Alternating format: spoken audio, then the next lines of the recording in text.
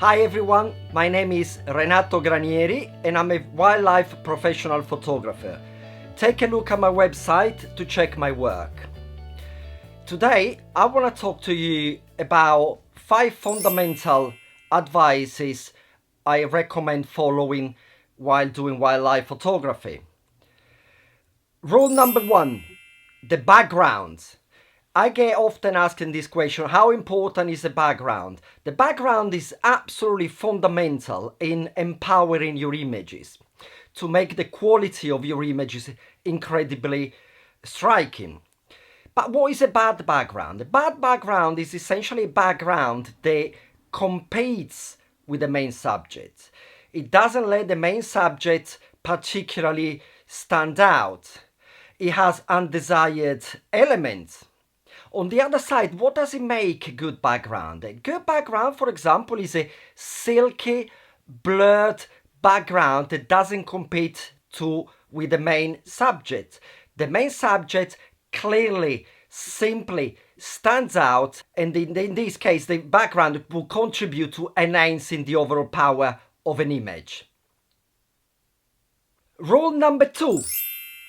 I always recommend when I talk about composition to make a very bold, decisive choice between go wide and therefore includes a background, or go very tight, and also because this vision will help you with selecting which lens you will need to achieve the desired results. Rule number 3. Wait for something to happen. So one of the main recommendations I can give is to patiently wait, because it's only by capturing the right moment that your image will look more powerful. Rule number 4, the light. The light is absolutely crucial in getting your images that hit the emotions of the viewer. In that case, what does it make a good light? Is it always like a blue sky with beautiful sunshine that makes an image particularly emotional? My answer would be no.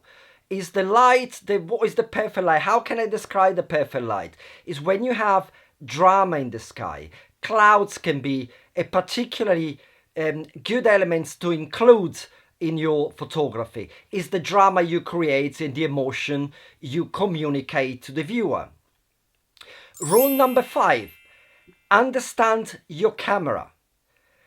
Not only you would achieve results, the desired results across pretty much most of the opportunities you have, for example, by understanding how the focus system will work and what is the best settings in terms of like shutter priority versus aperture priority.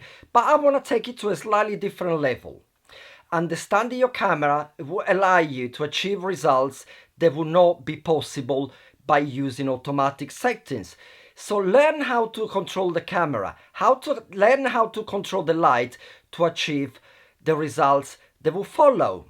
For example, in this case, I usually underexposed the image. I had the vision, I wanted to only capture the kind of like what defines a subject and like just give a little bit of hints what wildlife we're talking about. And I achieved this by essentially forcing the camera to make the image particularly dark. And just because the light conditions were absolutely perfect for that, very striking sun just hitting part of the chimpanzee in this case, I managed to get this more creative, unconventional image. So thank you very much until next time. If you like my video, please put a like and also subscribe to my channel here.